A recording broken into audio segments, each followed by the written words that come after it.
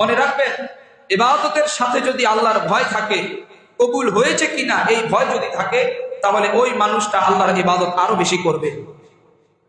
কিন্তু যার ভিতরে ভয় নেই, যে নিশ্চিত যে আমার ইবাদত আল্লাহ তাআলা কবুল করেছেন, তার দ্বারা আর আমল করা সম্ভব হয় না। এজন্য মুসলমান ভাইরা, নিজেকে বিনয়ীর পরিচয় দিতে হবে।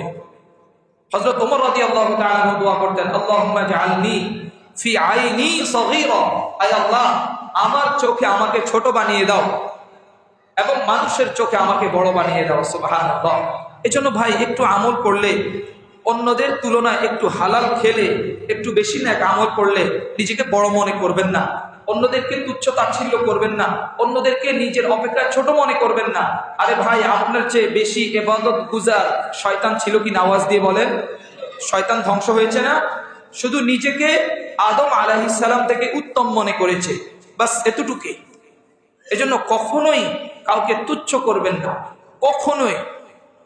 সে আপনার ছোট হতে পারে, আপনার বড় হতে পারে, সব সময় মনে করবেন আমি মনে হয় সবচেয়ে আমল কম করি, আমি মনে হয় সবচেয়ে খারাপ, আমি মনে হয় সবচেয়ে আল্লাহর বেশি নাফরমানি করি। এই যে আমি মনে হয় নিজেকে ছোট করা, এটা আল্লাহর কাছে বড় প্রিয়।